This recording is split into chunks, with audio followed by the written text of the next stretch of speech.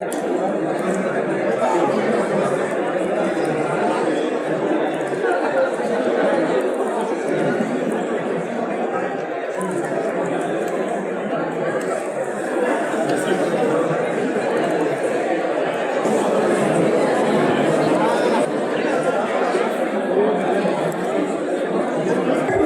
Penrose.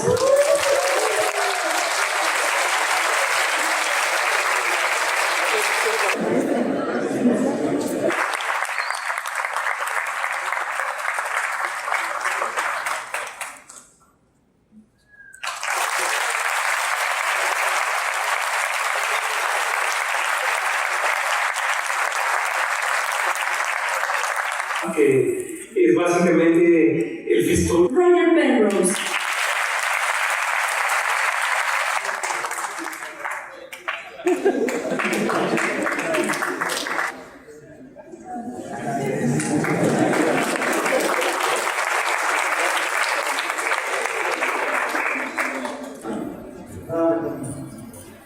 So the idea of Twistor Theory is actually quite ancient now. I forget how, about half a century old, it's no more than that. In fact, if you go back in history, you'll find that there were ideas that are used in Twistor Theory that go back 2 centuries, not just one. But I won't talk about that. What is the idea here? The idea is to have a description of space-time which is more in accordance with the ideas of quantum mechanics. Space-time structure into union with quantum mechanics, they think of what's called quantizing. So they think of taking Einstein's theory of space-time, general relativity, and applying the procedures of quantum mechanics to it. Now I have to think that's not correct. Not the correct, I think my voice disappeared. I happen to think that is not the correct point of view, that we need something which is more of even-handed marriage between these two subjects, with give on both sides.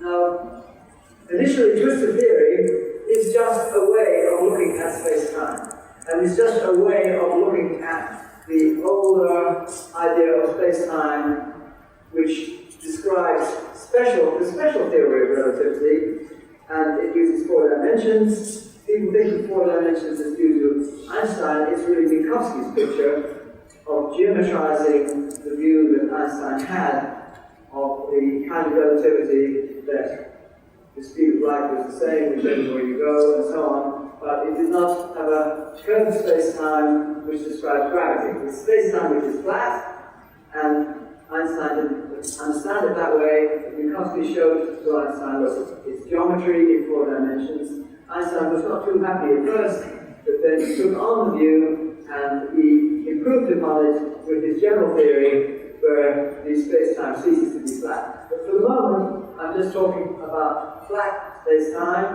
When we get to curved space-time, that's really the talk I will do tomorrow.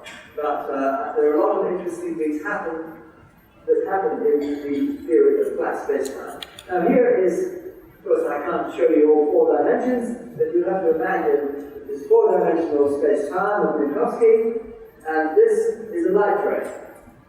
This is the point, and the idea that we normally have with space-time is that in some sense it's built up of points.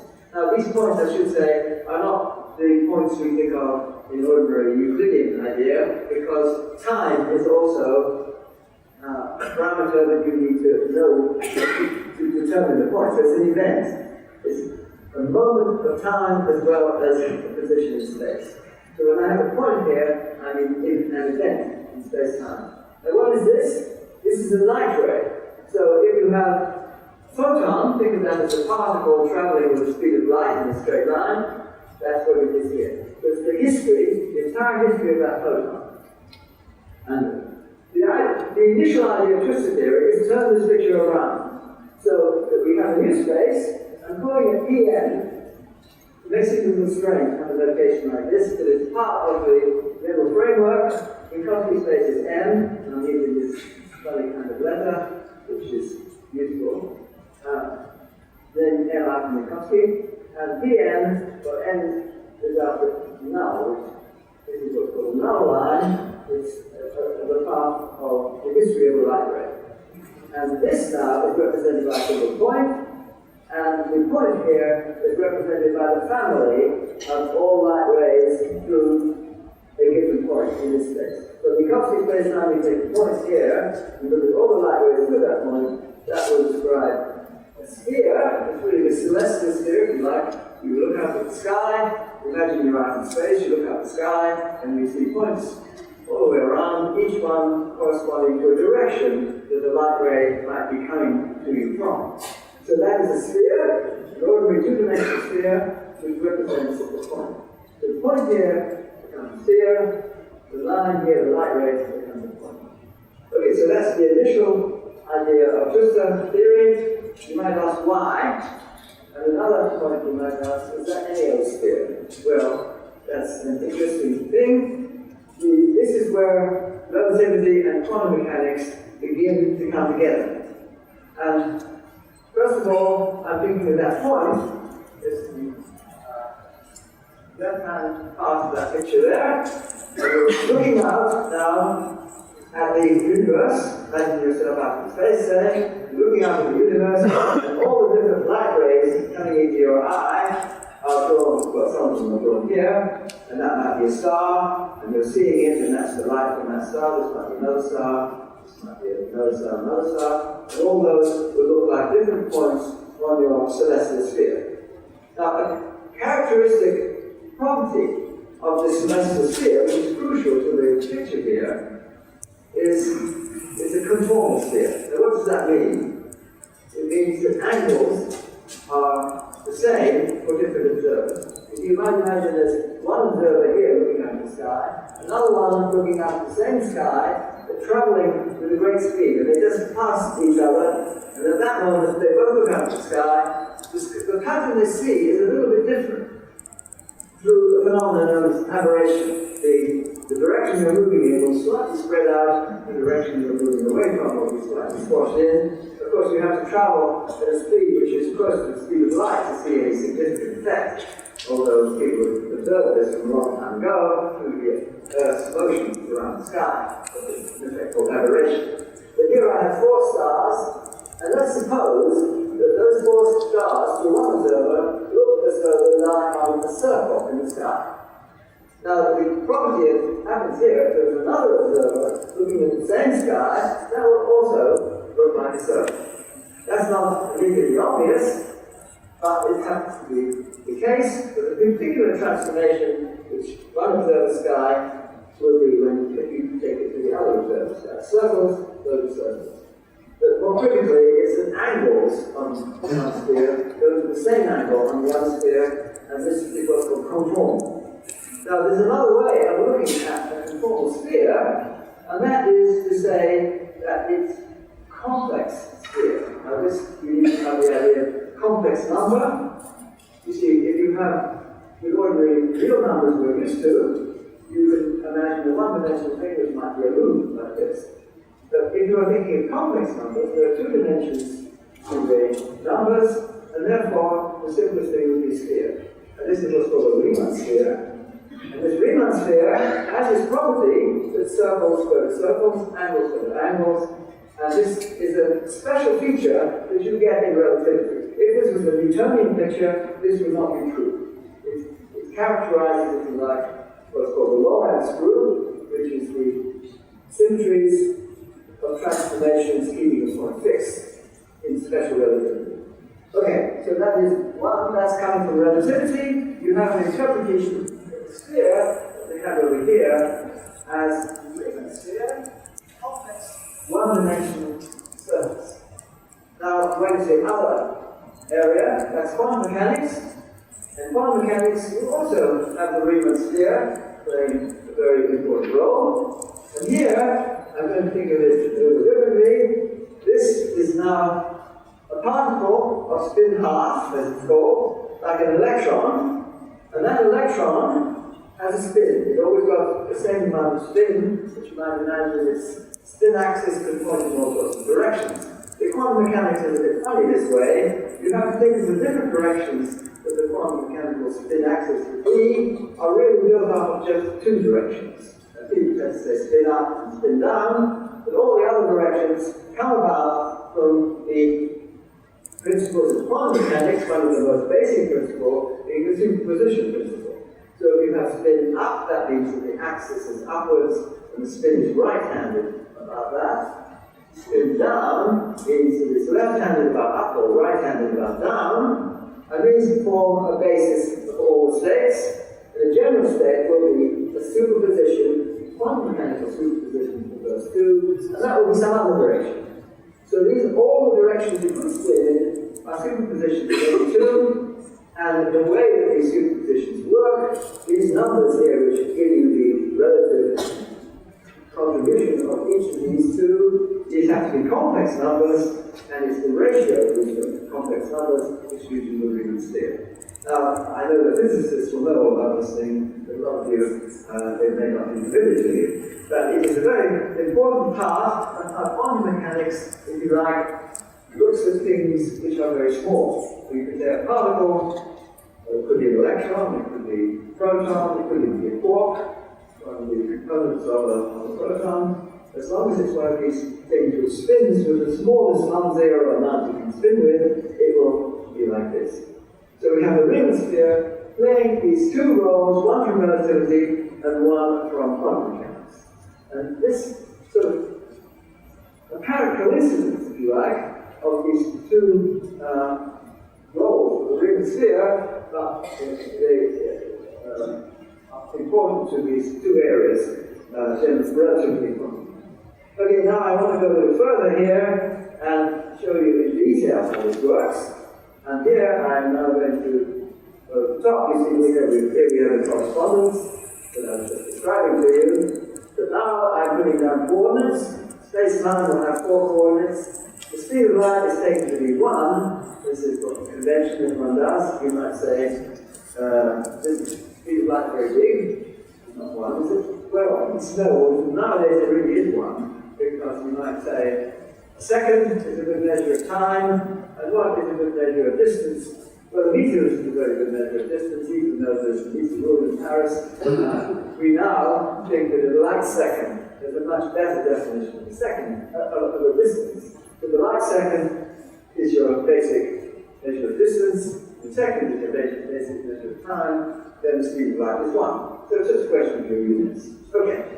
Now here we have the basic formula, which I should call the incidence relationship, which relates these two pictures.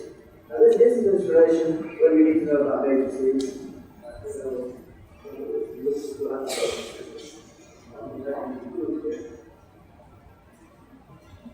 There we are. Well, I'm assuming you know about matrices here. I will see more things as I go on. If this equation holds, that is the relationship between the z's here, then draw 1, 2, 3, which are the coordinates over here, are related to the purple ones, are related to the orange ones, which are the 4 coordinates here, in the x, y, z, t, d, So the incidence relation is that equation, and that equation on one side tells you that the line described by the z's passes through the point described by the x, y, z, and t, which are orange ones. And over here, it says the point described by the z's lies on the line, well, when I say line, it's the Riemann sphere over here, the distance over here is this distance over here. And that defines the correspondence between the two. So this is the fundamental equation describing incidence, and it gives this correspondence. Now there's an equation that these z's have to satisfy in order for you to be able to find real numbers here to satisfy that equation. And this equation here is important. I'll tell you a little bit more about that. If this is the right picture here. I wish I could. Maybe I can, you light it up.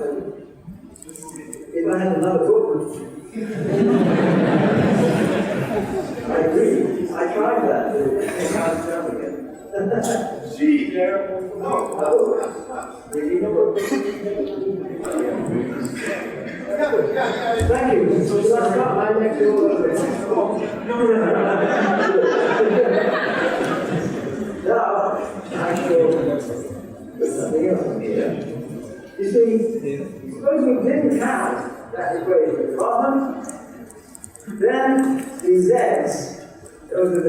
components. Let me put it over on the side.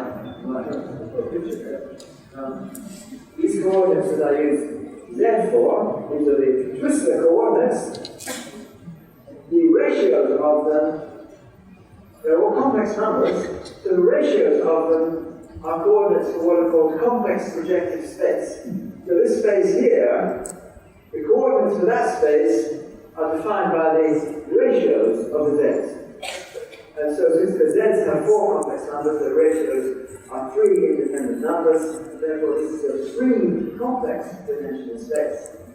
But the points which satisfy that equation at the bottom, I mean the Twistor points, which satisfy that equation on the bottom, are a subspace. That's the Pn I talked about before. So the whole Twistor space is this complex space, and we have it here. Now you see, the sort of motivation behind this is that, I haven't mentioned this yet, but one of my big motivations in trying to understand the way that nature works in the small came from my fascination when I was a graduate student in London University College, with complex numbers. And not just complex numbers, but what's called complex analysis, the way that functions of these complex numbers behave, and it is an absolutely fascinating subject. Not just fascinating, it's magic. And I think it was the magic in that subject was something which held my attention. I thought, my gosh, is it maybe the world works according to that magic? And I think that feeling I had extended into my research work later on in life to a huge degree. And I still believe that somehow we have to see how the world, the physics of the world, is really in disguise the physics or mathematics of these complex numbers.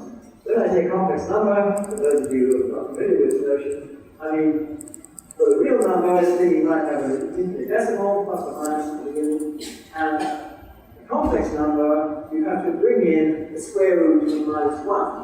So you think, well, -1 has no square root, because making things square positive things and positive things square positive things, but how do you take it? Invent, if you like, another entity. But I think invent is the wrong word, because it is so magical that it really is something which is God-given in a sense.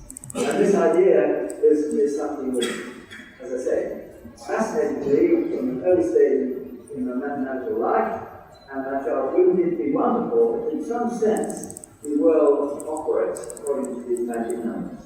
And that is the real driving force behind what I'm saying here.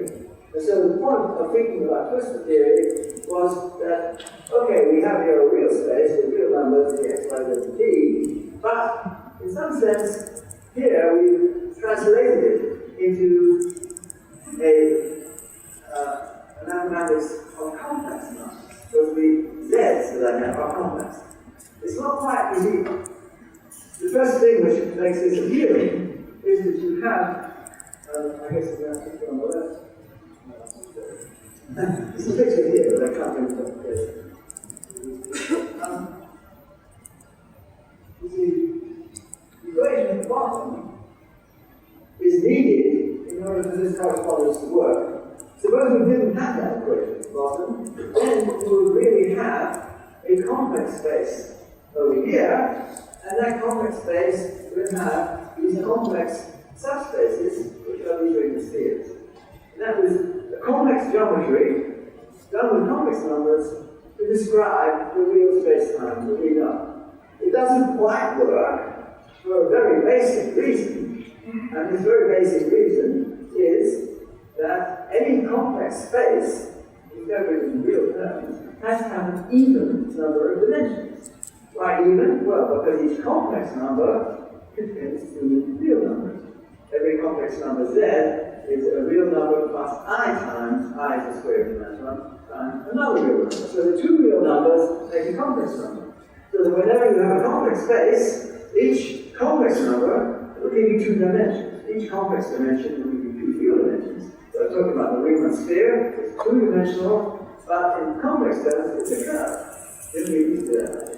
So here we have a space which is a complex space of 3 dimensions, which means in real terms, it's going to be 6 dimensions. And then you say, well, what about light rays? How many are there? How many dimensions were there? It's easy to count them, and you see it's 5. So we're 1 short. And the 5 is represented by this space Pn, which means, well, P means projected, because T means Twistor space, and the T here are those ones for which the quadratic form from here is positive, and the plus ones are those which this is negative. If it's 0, then it's a null. So we have now a space which is complex, but it's got a big thing in the middle of it. The whole thing is 6 dimensions. The thing in the middle has 5 dimensions. Okay, so that's the picture. Let me make it a little bit more complete by saying, okay, that was a projective space. That means that I'm only looking at the ratios of the z's. I'm only interested in the z's up to a factor. So if I take any of my z's here, and I multiply all of them by the same complex number, it doesn't do anything. It's the same point in the projective space. But it's a different twistor. So this picture now is giving you the twistors. The twistor itself, which the z's are the coordinates of, will be some point in this green thing here. The projected one is then the point that I have marked here as purple. So the non-projective space, as we want to say, the non-projective twistor space, is 4 dimensions, 4 complex dimensions, or 8 real dimensions. It's a vector space, so you can add them, and algebraically it's much nicer. So the vector space is much nicer algebraically than the projective space, if you like, whereas geometrically, the projective space is easier to understand.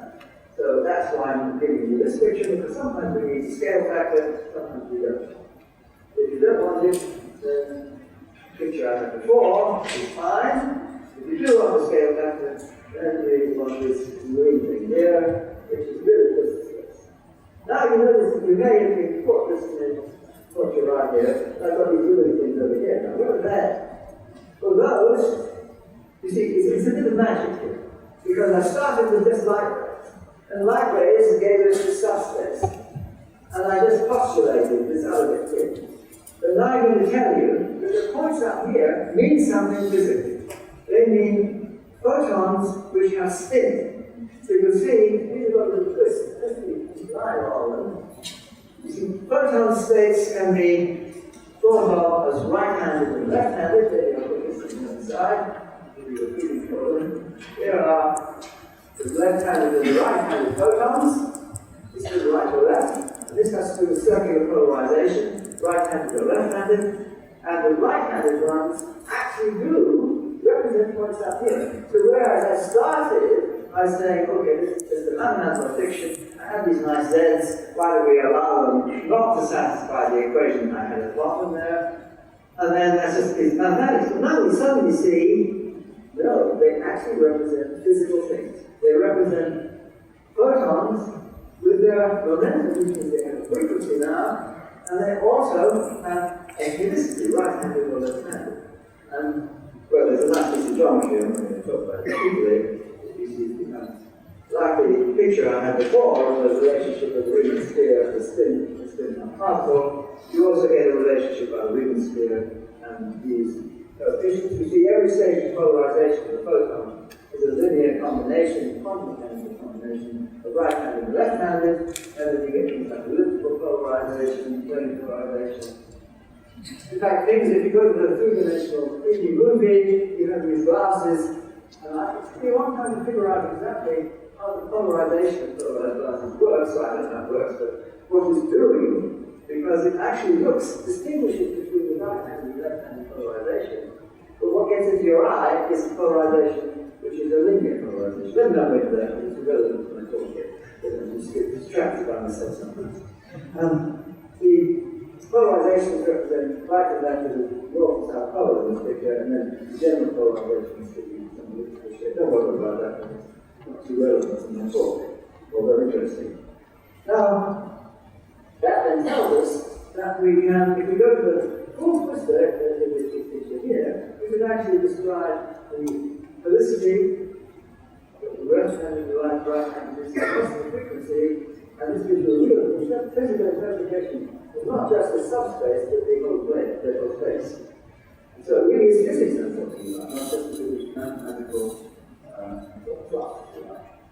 Now, those of you who already know, mathematically I can explain Twistor Theory very quickly too. If you know what the line correspondence is Twistor Theory. Except fine, it takes a long time, before 1870. I think so this anyway, let's not bother about this. What we have is a point in Twistor space now, and this, I'm not even bothering about this because it's a purely complex thing now. A point corresponds to something in this, what's called a four-quadrant in projective space. So I'm really a bit technical, so I'm sure you will get more technical as I go on. If you take this will be a four-quadrant, in other words, it's a four complex dimensional space that sits in a five complex dimensional projective space. Now you see, this is like your space-time, but complexified, so I put a scene there. That means you take your coordinates, which I have before, and where they were, x, y, z, and t, when they were real numbers before, I now make them complex numbers. So that space-time has become complex. And you can, I'm not going to tell you what they are here, if you know about these things, that's fine. But the alpha planes correspond to the points in Twistor space, and the beta ones to planes in Twistor space. And then the incidences just points on planes, planes intersecting each other on the right. Those of you who are interested can stare at that picture at the bottom. I want to use this picture for something else, which I'll come to later. Let's just do it here. You see, there's something else which I idealize from our ordinary picture of space-time. I've made it complex over here now. But the other thing I idealize is I've introduced points of infinity. You see, normally you think of a light ray or something finite, but you could imagine that thing being out of infinity. And if you allow yourselves these infinite elements, then you get this. And if they're also complex, then you get this fine project. Now, I just have a picture here. I think I'll come back to this later on, but I just want to make the picture a bit more complete. You see, there is a plane here which intersects this thing. It looks like two lines, but if you need all the dimensions, the two lines are really a cone. So you come out infinity cone, and that cone is really going up like that. But you really want to still picture that. But it's the intersection of the plane gives you these elements of infinity.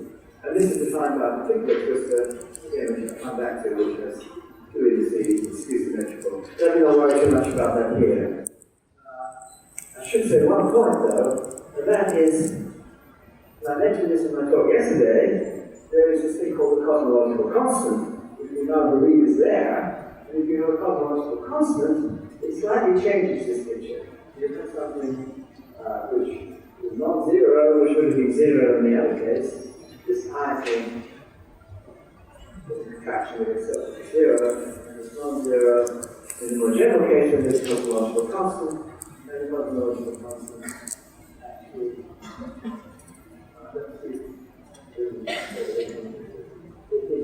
it's not like it. Don't worry about it. But I can show you that in that case, infinity looks a bit different. I think it's probably not something I should spend too much time on here at the moment. What I do want to do is to move on to something else. You see, geometrically, in fact, why am I calling these things crystals? There's nothing I've said to you here very strongly about a twistor. Well, okay, the photon is spinning around about that axis, but they've got a twistor in the sense. But that, I didn't know about this at the time. When I gave you the name Twistor to these objects, I had something quite different in mind. And I want to show you what that is. It's a way, if you like, of understanding these mysterious points which lie outside the surface EM. So going back to my earlier picture, where I had put it. The other one was just here we are. You see, here we have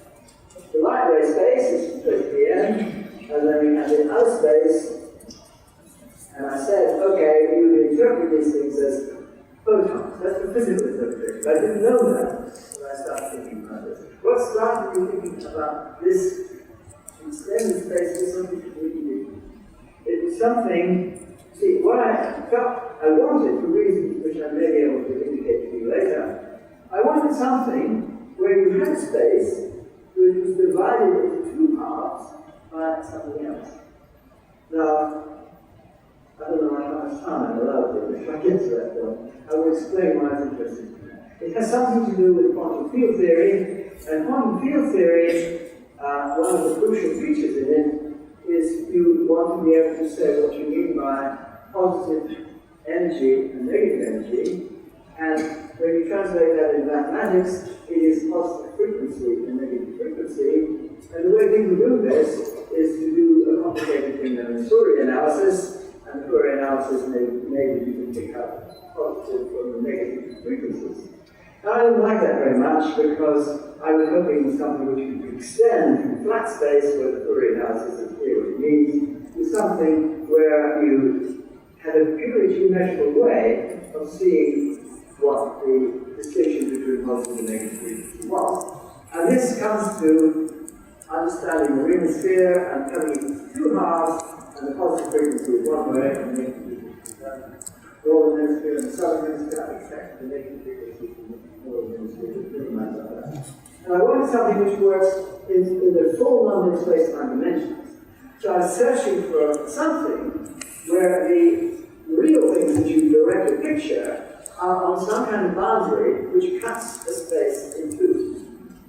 Now I have no idea what I was looking for, but I had this picture of something I learned from Arturo Robinson. He looked at the solutions of Maxwell's equations, and he had a way of constructing certain solutions which had a kind of twist to it. You see, you can think of a light ray, and he was looking at equal convolutions of ray. Well, I'll say a little bit more about that. You imagine a light ray, and you look at all the other light rays competing. Now, this thing called the convolutions of light rays this is an example. It's a system of lines, light rays, which meet the given light. And then he had this ingenious idea: you push this light ray into the complex space, and the lines which meet it are still there, even though the things that they meet is not complex.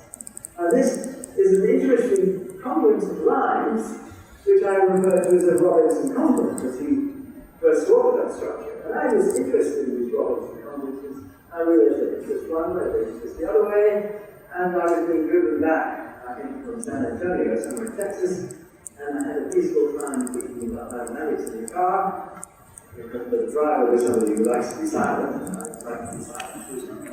And I thought about these other Robinson confluences. And the interest one of them, which is the other way. And I had a realization, I know what they are. Well, first of all, the picture here. Here is now the twist space divided into two halves, and that's what I wanted to see. I didn't know this yet, you see, but that's the twist space divided into two halves. And how do you think about a point which is not on here? It is on here as a light. The suppose it's up here. Well, what you can do is you can do what's not formally complex content, if we get the bar over it, and complex content, I go to one side, and then you get the rest of the plane. Complex plane, so it's a four real-dimensional space. The plane is two dimensions, but the complex is four dimensional, and this thing determines and is determined by that conjugate level complex content plane. If you want to know what that point is, representing that geometrically, you look for the intersection on this plane, and that's your complement. And that is your Robinson complement. A whole lot of lines like this in space-time. And then I have to thought, what is that? I know what it is. It's this. Now what's that? Well, you see, all these lines, which over here, meet the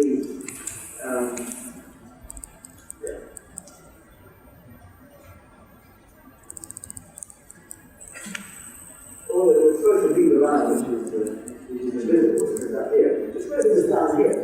Then this plane would actually go through it, and then all these lines meeting it, and the congruence which is lines meeting a line. But if you move that into the complex part here, these things twist around each other. And at any one moment, So you look out, you've got a whole lot of light rays moving all over. Every point in space, in that space, is moving the speed of light somewhere. This way, that way, that way. And how do we know what that configuration looks like? It looks like this. Now what is this? Those the experts will know, but this is a stereographic projection of Clifford parallels, or, well, as people come more commonly know now, is the hot vibration of a three-dimensional. So you have a three-sphere, and you pick that three-sphere, and at each point, so a little line, a little direction on it, you project it down. Stereographic means you take a point on that sphere, and you project down from that point onto a plane which is parallel to the tangent of that point. And at every point in space, then, in this projection, I will get a point here. So you have to imagine that that's a photon which is zipping along with the speed of light, so at any one moment it's in a place. Wherever it is, you wonder which way it's going, which way is it going, you look at the line here through it, the Clifford parallels are a family of circles which fill the whole of the free sphere, projected down in full of the whole through space.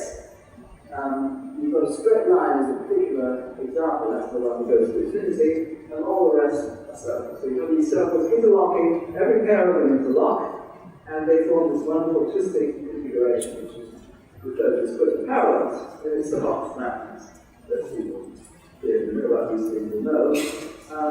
Let's say at each point there will be a circle going through that point, and that will have a direction, and you want to see which way is it going. It goes that way with the speed of light. You want to say, what's it look like the next minute? Well, if it looked like that 1 minute, well, I should say minute, one time it look back to the second, it will look like that the next time it back to the second. The configuration remains completely constant. The whole thing moves with the speed of light in some direction, and that describes the Robinson complex. Now, this to me is something which could well be important in the discussions that we should be having.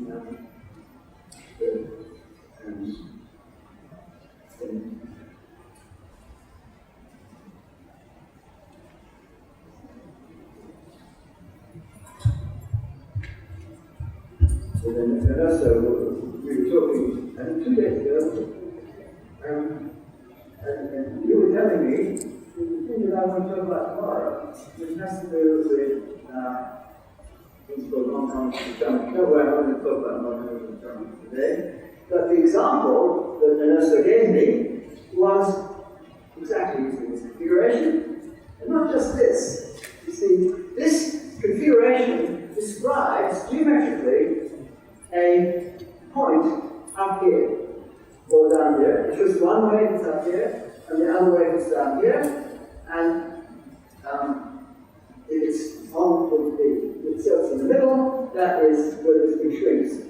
The little circle around the middle here, it shrinks to a point, and that's what's on with the blue line. But if it's up or down, it twists one way or the other, and this whole configuration sits along. And I thought, my gosh, that's what I'm looking for. You have the space divided into two halves, and it somehow encodes the information of the kind of information that you want from field theory. And it took a long time for these things to realize themselves in actual fact. That was the initial motivation. We have another pictures. This is my book, the world of reality. I don't think this is a good picture. I don't think it's a new one. It's the same picture there, but that one's more elaborate, and I'll leave that one up there. Something else about it is that if you want the twistor itself, not just in proportionality, so you don't just want the projected twistor, you want the actual twistor, the Z, not just the Z of proportionality, then it has a phase. Now that phase is a complex number, which is of unit modulus. It's a member of a circle in a complex plane, and the geometrical interpretation of that is a little flat plane. This is now going back to the spin half things I was talking about before, and I say you shoot throws out, spin up, spin down, and you get spin in some other direction. But if you go a little further, in quantum mechanics, you don't just have these directions, you also have a phase. So you have a complex number which has unit modulus, that is to say, it's a distance 1 from the origin, from 0 in the complex plane, and that thing is a freedom that you have in the whole crystal, in the whole spinner.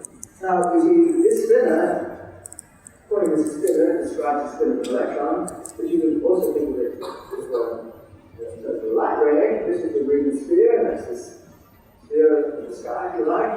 I introduce the phase of that thing, that's a little flag ray.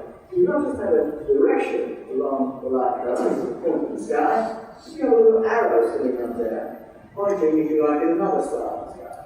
It's an infinitesimal arrow, it's just a direction. And if, as your phase goes around the lunar circle, this arrow actually goes around twice. But never mind, where it points is another circle. That's the circle of possible directions here. That's the flag plane. This is what we call a spinner. Spinner can be two components, W and Z. It's not just the direction of the sphere, it's also got the size, scale to the magnitude, and also has this phase. So that means, when you look at this picture over here, that there is another little circle. So it's got the phase to it as well, and this is even closer to what the necessary result in your house. And I thought that you might be rather fascinated because this is the kind of thing, quite off the bat, he was telling me about, and this is supposed to relate to what I say tomorrow. I can see, gosh, it looks promising. For some reason, I've forgotten about this picture. It's not just something like it, it is it, which is extraordinary. So we'll see where that goes, I hope. That's a little bit of a detour from what I want to say. I really have no idea what the time is and how long I should speak for. Let me just drone on for a bit, I think. You see, what is a twistor? Well, you see, once you know what a spinner is, it tells you more what a twistor is, and you represented the spinner with the twistor Z. There's really two spinners. So I gave you what a spinner was and a picture of it, which was this one of the stages. You have two spinners. I have 20 minutes. I have 20 minutes more. Good. I think I should give you a rough picture of what Twistor Theory is doing, at least before we get to go to space time, which is what I hope to do. Now here is a spinner. The complete picture of the spinner is this little light ray here, pointing a certain distance in the future, so it's got no answer to it, and it's got this flat plane which is the direction of the sphere.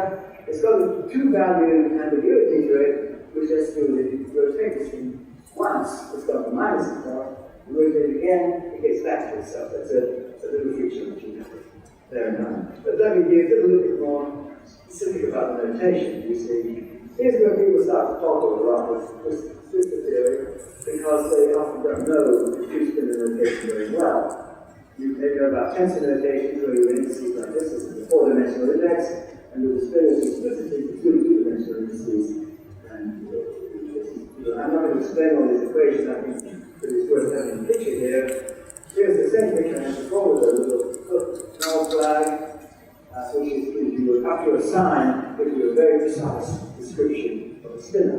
Now, if you want a twister, then you need two of these things. And those are the things I call omega and pi.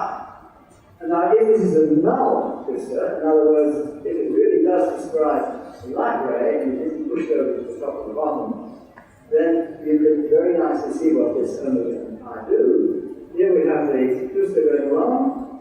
It's got a momentum, which is given by pi. The momentum is pi times its complex conjugate. And it's got a sort of moment about the origin. And that's this element called omega. And the pi and the omega together give you a twister. So you can get a good feeling just from once you get used to the spinner a bit like that, then you give it a twister. The omega points from the origin to the light ray here. So if the light is over here, and you want to know what omega is, without proportionality, you see where this intersects the light curve here, and that gives you the direction of omega. So it's very geometric. Now I'm going to throw a lot of equations at you. So you're going to see if you don't have equations. If you want to know more about what's going on, here is the relation I had before. This is the twistor way of liking it. This is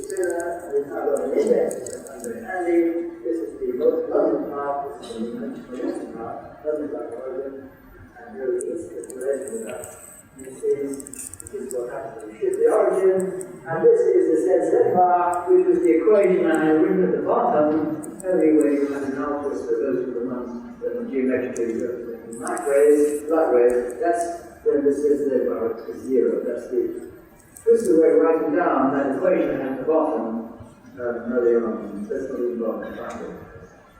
I don't go too much detail. This is the explicit set of equations which tell you how to relate the twistor, in other words, the omega and pi, to the things that physicists are more used to. Okay, you've got a momentum for this massless particle, this is what's been that massless particle has a momentum p, and this p, as I said before, without the indices, is just a pi times itself. And it's automatically pointing to the future, and therefore to what? The angular momentum, those of you who know about relativity, angular momentum to relativity, is a quantity with two indices which are skew symmetrical, it's a form and it's got 6 components, which is the angular momentum. And it's got a spin, which is this thing called the Pauli-Lubansky vector, and this thing is obtained by setting these together.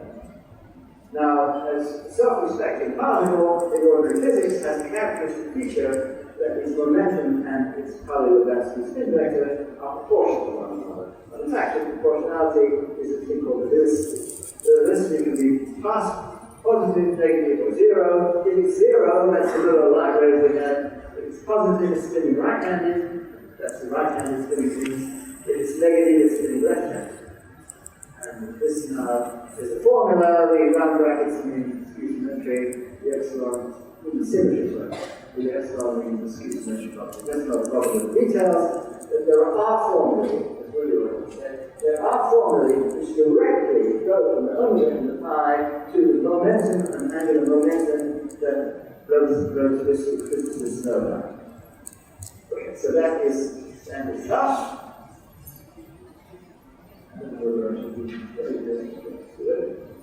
Side. You can see all this in this picture too. Let me point a little here.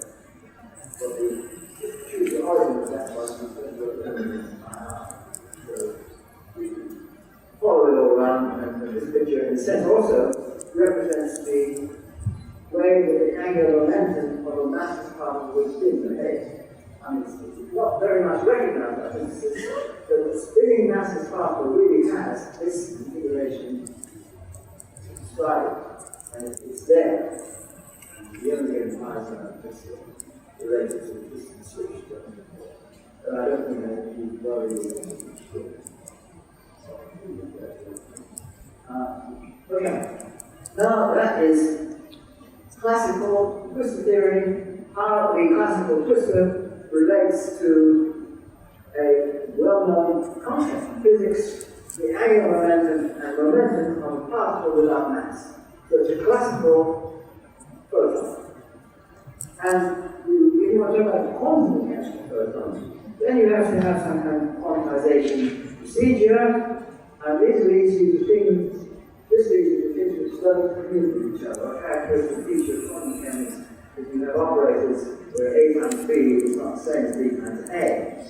And you find that in Twistor theory, there's a very, very natural quantization. This is to say, that your twistor, its complex conjugate is its canonical conjugate. A canonical conjugate, for like, to give you an example, position and momentum canonical conjugates. These are the things that Heisenberg said you can't measure at once. And these things have this property that they just, if you multiply one way, they have it's different to multiplying the other way, and the difference has a very simple form. And this is what you're saying, exactly what happens with the twistors. They're more complicated mixture of angular momentum and position and so on, but they're encoded in this twistor in a remarkably neat way, which allows these computation rules to have this remarkably neat form. So the twistors, communicate with the twistors, that means Z with another Z, these two different components, if you like. There doesn't matter which way you multiply, complex conjugates doesn't matter which way you multiply. But if you multiply one by complex conjugate, then you would have a non-computation between the A times B and complex conjugate, Z bar, Z bar Z, and the weight of the jump is a very characteristic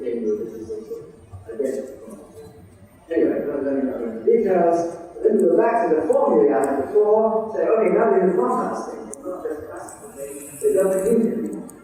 And you go through everything is just the same as it was before. One little detail is that the helicity, now you can't rewrite it just as Z bars. I probably wish you could do that so fast you didn't see it last time. But there's a printer up here. The classical version of the spin here, the helicity, I think yes, it's in that little formula at the bottom there. The price of helicity is Z bars. But these things now, since they don't use, you've got to be a little careful, and it's Z bar plus Z bar Z, which is the most natural. Then we find that the computation rules of momentum and angular momentum power, you know from the physics books, come about systems. You just take this formula, know that these and M's have come out themselves. So it's rather happy neat, there's nothing else, but this is the neat way of describing things of this kind. When you talk about particles with no mass, Twistor theory is an extremely neat way. In fact, this neatness has become important when people talk about scatterings of particles at very, very high energies, and that's important to do with them, LHC, for example, then you can get away with considering that these particles don't have any mass, because most of the energy is in their motion rather than their mass. And then you find that twistors are a very, very good way of describing what's going on. And there's a lot. It started by something that Efraín did, another one of the Lefschetz award winners, and he introduced a combination of Twistor theory and string theory, which has now developed very considerably in ways which you can describe these high energy particle processes. Now, I'm not going to use that here. What I'm going to do is something more basic. I'm going to say, what does quantum mechanics look like in Twistor form? What would Schrödinger do with Twistor form? Well, you form wave functions. Now, you see, wave functions, that's a quantum description. So, the particle, that wave function, you can think of it as a function of position. So, you have a complex function of position. That's a Schrödinger wave function. Or you say, no, let's think of the momentum description. So you think the momentum of the particle and then you have a function of momentum. Now these are sort of conjugate descriptions. And because the position and momentum satisfy a conjugate relationship like this one here, which definitely is just the same way, you can have one or the other and those are some conjugate descriptions.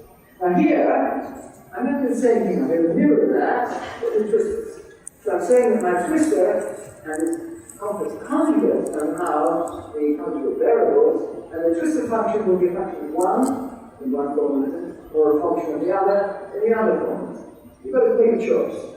You say, do I like the position representation or would I prefer the momentum representation? Here you say, would I like the Z representation or the Z bar representation? The twistor representation or the deal. Make a choice. Okay, now let's make the Z, just arbitrarily. Now you see, ordinary quantum mechanics, if you want a wave function in the position form, say, what is momentum? Well, momentum is not there in the wave function. Momentum now becomes an operator, differentiation with respect to position. If you use the momentum one, what's position? What's differentiation with respect to momentum? Funny idea, that's the way quantum mechanics works. So I'll just copy it. What do you do here? You say, if you have a function of Z, what does it mean for it to be independent of Z bar? What does it mean? Well, we write down this equation here, left by the Z bar. So, what does that mean? That's what's called Cauchy-Riemann equations. It means your function is what's called holomorphic. This function is a nice, beautiful, complex function of the kind that fascinates me when I was undergraduate. Beautiful subject, and this was really attractive. Okay, the wave functions then are functions, holomorphic functions, complex functions in a very nice way, but complex functions indeed. Now, suppose you're looking at a wave function which describes a particle which has a definite spin to it, definite helicity. What does that mean? Well, you look at this operator, it's S-I-N, you see what you do around with it, and you see it says that your function, if it's going to have a definite helicity, that function has a definite homogeneity. That means that if you multiply your twistor by some number, then the whole wave function gets multiplied by some power of that number. And that is the homogeneity degree, what that power is. So you say, well, that's amazing. It's a very neat way of talking about particles with a mass. They are described by holomorphic functions, complex analytic functions, which are homogeneous of a very particular degree, that degree describing exactly the amount of spin that that particle has. You can do the other way around with the W's.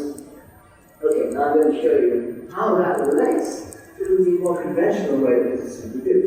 You've got these functions which are homogeneous and holomorphic. What do you do? Well, how would an ordinary physicist treat massive particles? Well, when I say ordinary physicist, it probably has to be Dirac or something, because we used to decide this a long time ago, and it was this formalism that I'm really using here.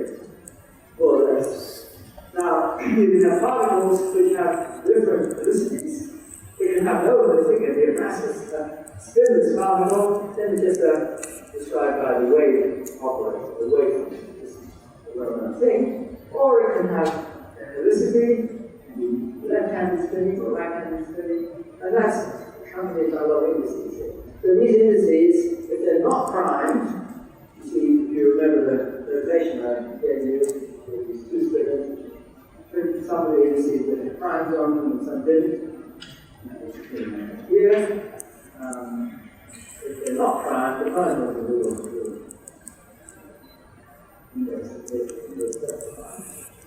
After they're primed or not primed, they're complex functions of each other.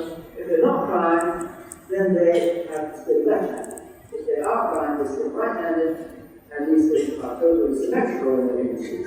And then there's an equation that they satisfy, which is a little bit out here. And those of you physicists that differentiation operator, I won't say more detail. But you have a well-known equation, basically Dirac's, which tells you how what the wave function is, what the Schrödinger equation does for your wave function. That's basically it. Now, how does that come out of Twistor? I'll just give you examples here. If you look at my formula for velocity, you see that if it's a scalar particle with no spin, then your homogeneity will be -2. Suppose it's the Dirac bar, that's called a neutrino which has no mass, so it doesn't exist. It's an idealization of neutrino. They have very little mass, but it's 0, then they would be described by this situation. And if it was left spinning, it would have homogeneity -3, and right spinning it would be left spinning -1, and right spinning would be -3. What about Maxwell's equations? This is a photon now, we're talking about spin 1, then it's 0 homogeneity for left-handed, and -4 for right-handed. What about graviton? Where you could say take Einstein's theory and linearize it, we flatten it all out, approximation of Einstein's theory. Then it's the two homogeneities are the two velocities are -2 or +2, and homogeneities are +2 or -6. So it's terribly lopsided. And it's lopsided because the formula is lopsided. I've chosen, I made a choice, Z and not Z plus. That choice is the felicity to the description. Left-handed is fundamentally different from right-handed in this description. It doesn't mean felicity, it just means the description is picked out. Left-handed as opposed to right-handed. And if you know about Maxwell's equations, you want to have relations, there's a very straightforward formula. This is the Maxwell field tensor. If you want to know about gravity in the linearized form, this is the straightforward Einstein curvature tensor. When you have a vacuum, and this is what's called the power tensor. Look, I don't worry about details. But these things are equations which are conformally invariant, and not too complicated when you write them this way, but they're still equations. You've got these equations to satisfy. What does Twistor theory do? Well, Twistor theory just gives you a function which is homogeneous and holomorphic. What you find is that you put the function in integral, what's called the contour integral, that you put around a loop of some sort, and then the thing that you get over here is space-time description, here is the description. And this satisfies these equations, whichever one you're looking at. And if I look down here, in the case, those are the equations, and these these equations are automatically satisfied when you become real. That is rather appeal to me. But somehow, the fact that the function is homomorphic, differentiable, smooth in the complex sense, homomorphic, and of a particular homogeneity degree, we're putting that as defined on an objective space in a certain way, and that's not much information. It's easy. You can easily write down zillions of things like that without thinking.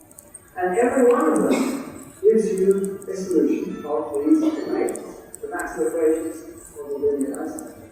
Now there's a catch. And this was something that when I first thought about this is very strange.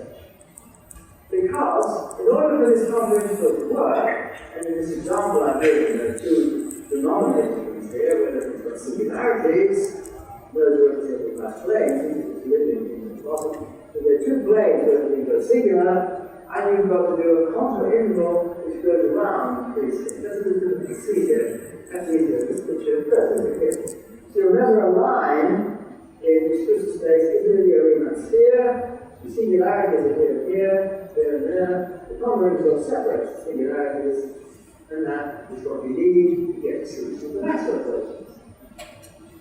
You can add lots of these together and steer them around their regions, these singularity areas. And you've got a thing in twistor spaces, you've got two camel humps. And these singularities are the camel humps. And the place where this thing is non-singular is in the top half of the twistor space. I don't think I should really bother with why that is important. This gives you a wave function of positive frequency. I said earlier, you want to have a space which is divided in two by the things you can see directly, the 3n space, divided in two, and one side is positive frequency and one side is negative. Well, you can see that directly in this picture, so you get that position straight away. Now, what about these four camels? And I thought, this is stupid. Why? You have singularities falling into region 1.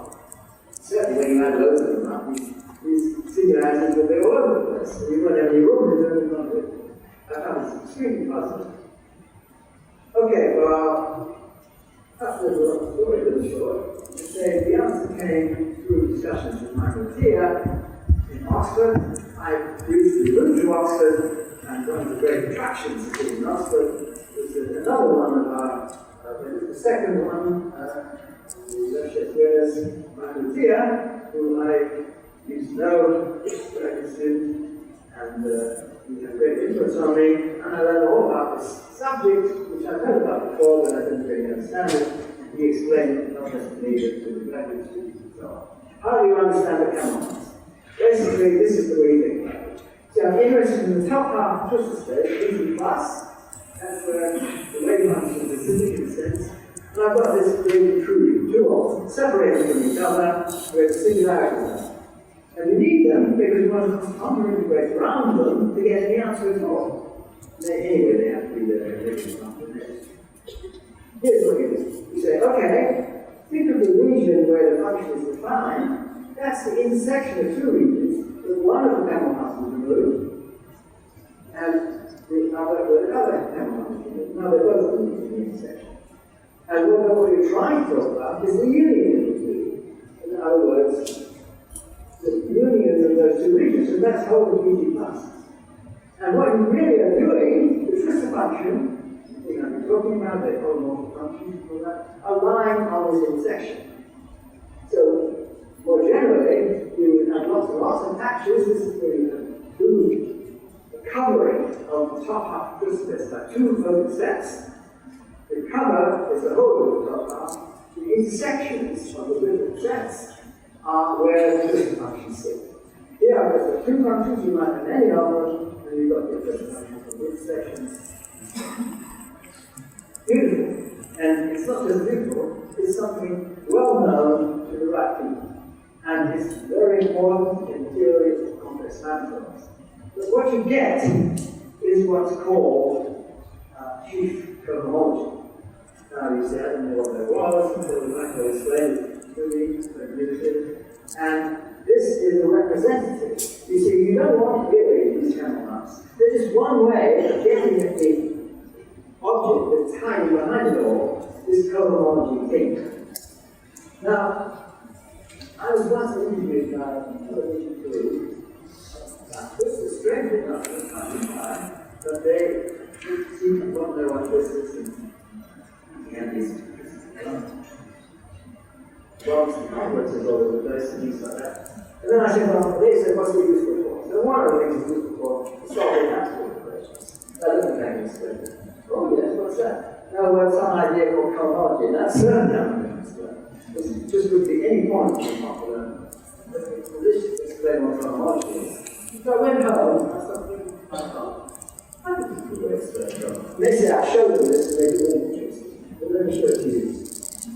How do you understand what cohomology is when you don't know anything about it? Think about this picture. Now this is an impossible picture. It represents something which you couldn't make. It's made out, if you like, of three rods stuck together in a way which is inconsistent. However, let me try and do it. The way I would do this is to take my triangle and split it into pieces, each of which I could easily make out of wood. And you've got pictures of those three pieces, and then you've got a manual on how to construct a triangle, and this manual tells you how to do that into that, tells you how to do that into that, and it tells you how to do that to that. And then you look at these instructions and say, whoops, the manual has told me to make this impossible object. That's no good. So it's no good if you want to make a triangle, but it's very good if you want to describe cohomology. The cohomology is the obstruction to making that. This particular type of cohomology, or check cohomology, is a way of telling you what's wrong with this picture, if you like. If the cohomology element that you construct, what you do is you say, okay, I've got a function here, so that matches and matches and matches. And you do just the thing which I flipped through without really explaining it over here.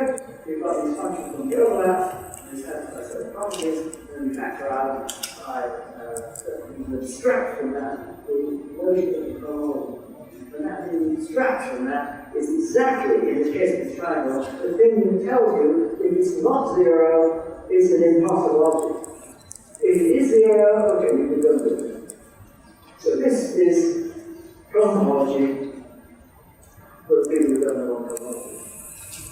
I didn't know about this when I was here, told me what cohomology was. It was only much later that I realized this possibility encodes a notion which is exactly the notion that we want to describe these things, what these things are. You see, the thing which lies in the top half of Twistor space, and I didn't show you this, but it's all tied up with the fact that the top half is what to do with complex vectors lying one less than with the top half of Twistor space, it's usually your proper wave functions.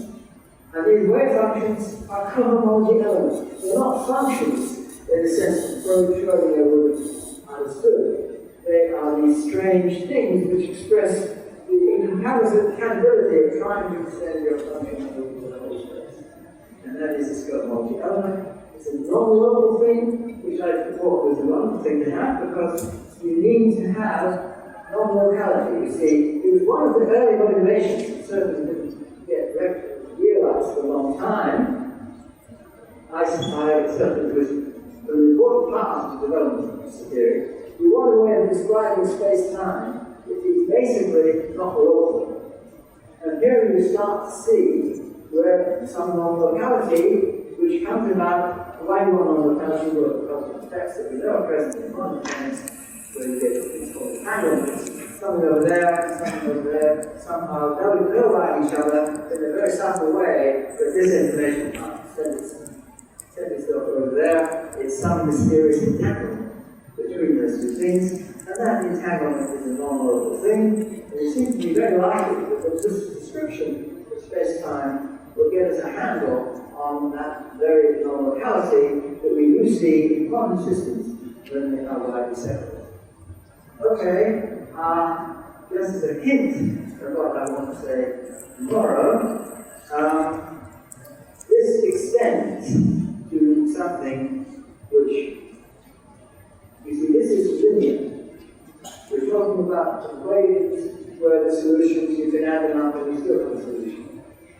talk about space-time, and you want to talk about Einstein's theory of general relativity, you're talking about curved spaces. Now, curved spaces are things which are very hard to incorporate into Twistor theory, and you need to generalize the framework which I'll be giving you. You will see how to generalize it in a certain way, and this I'll say about tomorrow, but the basic idea is you don't just have catches, functions, painted on the space. You think of these functions as actually sticking bits of space together.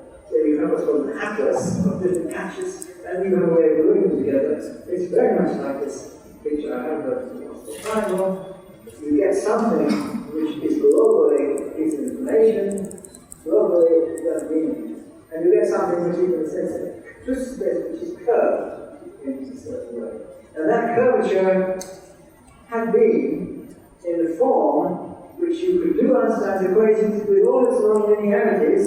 The only catch, and this is the big catch, is that it only works for left-handed gravitons, if you like, and left-handed solutions of the answer.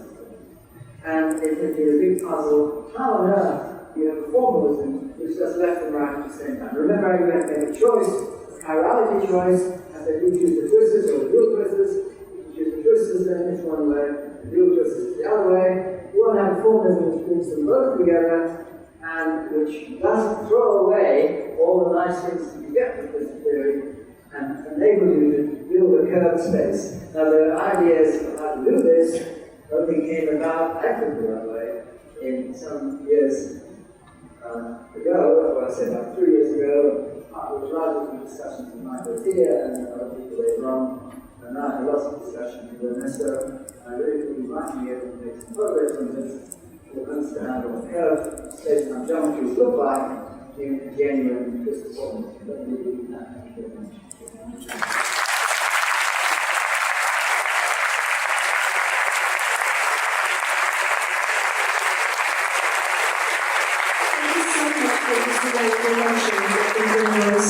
Now we're going to have a questions and answer session. So I have a question for Dr. Penrose. Please raise your hand, and one member of our staff is going to give you a microphone.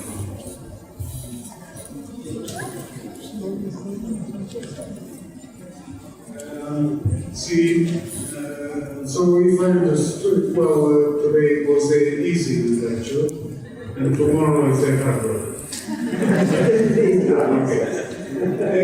A question that I have actually also yesterday: why the photon is so important and the graviton seems to make the same?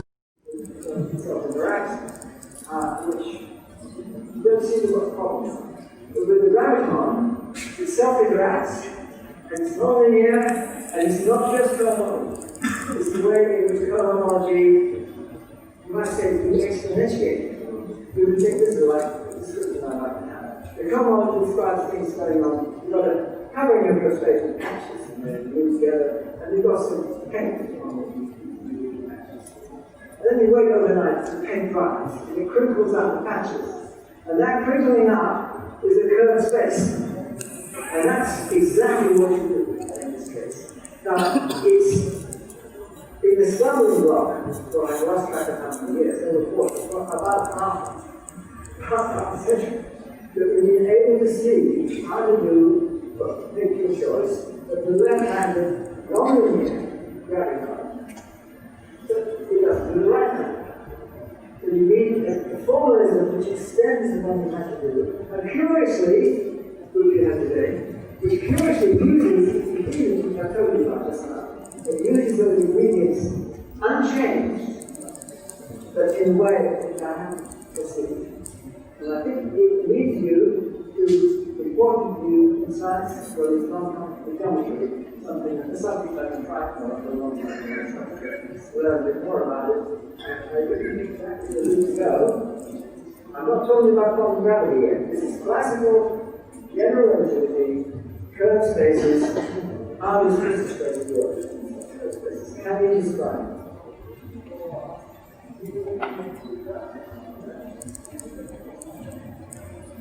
You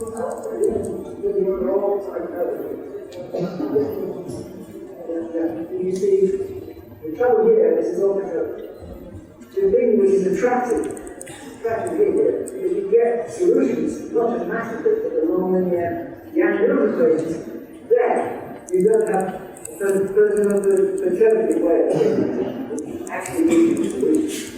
But here you want something which does the same thing, but which is not intentional. Now I understand and I appreciate the importance of looking at perturbative techniques, and also the importance of techniques which we develop.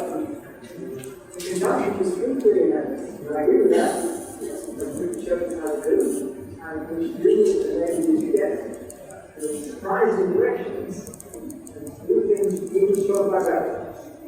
But you still are looking at interpretive technique which doesn't curve the space. You have to do something which is not interpretive if that space is genuine. That's what I claim. You seem to be able to do it, still able to space.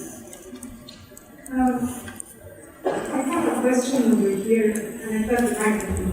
Sir Penrose over here, all the way to the back. That way. Jumping. Yeah. Well, I think that from all of us, thank you for sharing a little bit of your knowledge. And now I have probably a naive question. At which point homology could relate to the inflationary state of the universe? When you see the answer. I'm sorry, where are you? Over here, standing. Over there. All the way to the back, moving around. I see you. The stationary state, but it's not necessarily stationary, if that's what you said. I mean, see, it's not directly homology. If you're going to talk about space-times, which are curved. And if you're talking about cosmology, you definitely have space-times which are curved. If you're talking about general relativity in any serious way, the space-times are curved. So you have to have a way which describes the curved space. And I think that in relation to the question just earlier, yeah, cosmology gets you a long way, if you like, but it doesn't curve the space. It just gives you an infinitesimal curvature, if you like, and that infinitesimal curvature doesn't do things that are interesting to me. You certainly don't get black holes that way. You just have a way to start, if you like. Obviously, you have a root maybe. It doesn't do the root. So what I say, you must have a way of describing a genuinely curved space in the Twistor form. And I think that the way to do that is what I'm going to talk about with people tomorrow. So it's not just cosmology, you have to go beyond cosmology. Even for the left-hander, the graviton, which is sitting one way or the other, you go beyond cosmology. So it's not just cosmology. The cosmology is a sort of infinitesimal version of it. If you want to go a finite direction that way, that finite direction is exponentiating the cosmology. And going beyond cosmology, it's genuinely actually curved spaces up. And what we give to me is a way which does the left hand and right hand all in the same form. Yes. We're running out of time, so we have time only for two short questions. Please. The short answer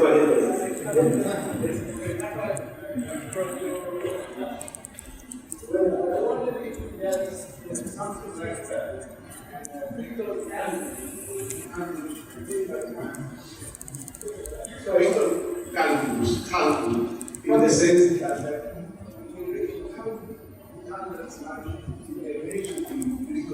oh yeah, well, that's the picture is very strong. You can't get very far without racing. You see, I gave the example of the copper, of course, but when you look at scattering processes, you have involved over many dimensions, and the theories that people have been working on, originally my colleagues in Oxford and Andrew Hodges in particular, with lots of people looking at Twistor equals and higher dimensions. When I say high dimensions, there's lots and lots of Twistor spaces. Altogether, and you have integrations of the spaces. So yes, the picture is very strong.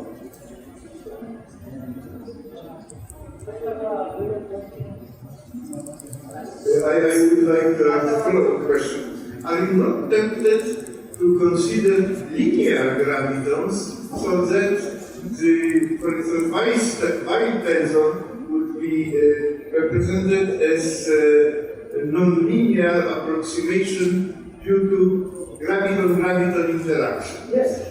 Well, I mean, that's, yeah, sure. But in a way that, the way to do it, like, response to early questions, because that's looking at the conservative way of doing it. So what I'm sure, in a sense, that's what people do. When they're looking now at twistor strings and the idea of people who are developing, I mentioned quickly that my colleagues in Oxford, National Mason and Andrew Rogers, but particularly lots of other people, and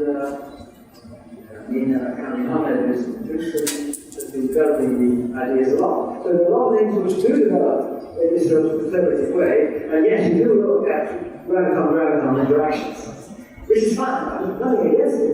It's just that it seems to me Twistor theory should be doing more than that. We should be actually looking at the curved space itself, and not just some kind of kernel, infinitesimal thing that you've got to some infinite numbers of finite diagrams or something to obtain.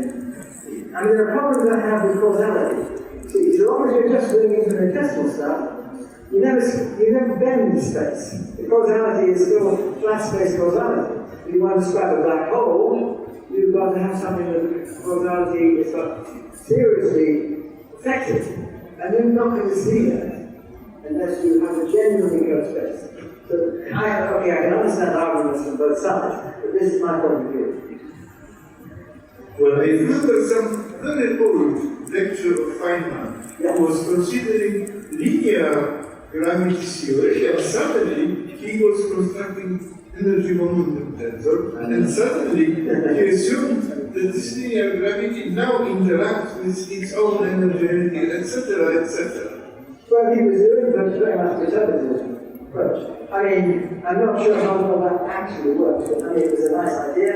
People certainly follow that route, but I mean, in those days, people didn't think much about black holes. Whereas if you want something which is genuinely different from the flat space situation, it's not in a way which you could imagine getting easily by absolutes. And these things, they could be. Sure, I mean, if you want to describe curved space situations, in practice, people will often talk about series flash expansions. And certainly, when there are planets moving around the sun with gravitational, Einstein corrections. There's nothing wrong with that in the right situations. But to me, it's not probing deeply enough in the way in which I feel Twistor theory should be. And that goes straight to the curved space rather than just looking at conservative way of approaching. Well, before proceeding to the last question, I would like to mention that Dr. Penrose is going to give a talk tomorrow, so you can approach him. I think he's going to have not an easy schedule than today. So please, last question.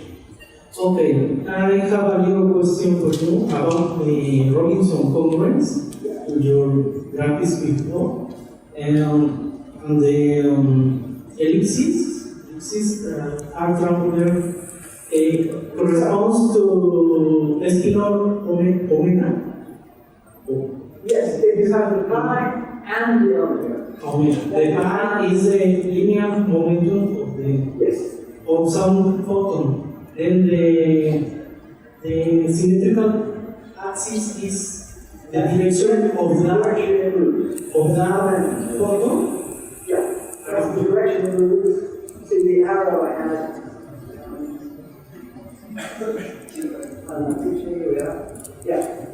There's an arrow at the top, which is the direction that the photon, and again, in response to the other question, it's not really necessarily a photon. Any massless particle, including the graviton, if you're looking at the linear length of gravitons, you will have this picture. Not specific to photon. But here is the direction it moves, so that arrow tells you how it moves, and this whole configuration moves with the speed of light along that arrow. So that's just geometry. You don't have to know anything about rotation. It's probably a little complicated to do directly, but this configuration, if you know what it is, you will see that each where the arrow points in a straight line, in a straight line, and this automatically reconstructs this configuration. So this configuration tells you everything. If you want to know what does this configuration do, it's kind of all it moves along the direction of the arrow. But that's already inbuilt into the picture. I'm not sure I answered your question. Yes. Thank you. Then this diagram is in the space-time, in the space-time, not in the Twistor space. The Robinson Congress is in the space-time. Oh yeah, it's in the space-time. Okay. You see, I'm going to take one moment at a time. Okay. If one t equals 0, that's your picture. Or t equals 1, that's your picture. So you move it along, and that is a four-dimensional picture. Each point in this picture follows the line where the arrow is. That will be the light ray. Those are the light rays which are orthogonal, in just a sense, to the complex crystal which is off the real slice. If you want to make this curved space, you want to see how to generalize this configuration so that it still makes sense when you've got conformal curvature. So that's what the question is, I'm sure, attempt to address. And I wouldn't expect it to stay this way, but that seems to be an interesting way to address the question. Thank you very much. Now, I would like to ask Dr. Roger Penrose to sign our book of distinguished persons, please.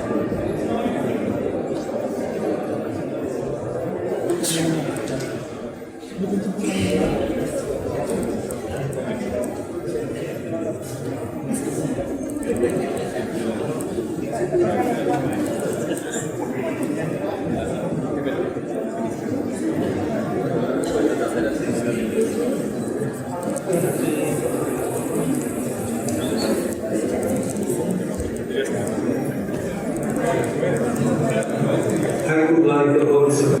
I kindly ask for a warm applause to Sir Roger Penrose for finishing today.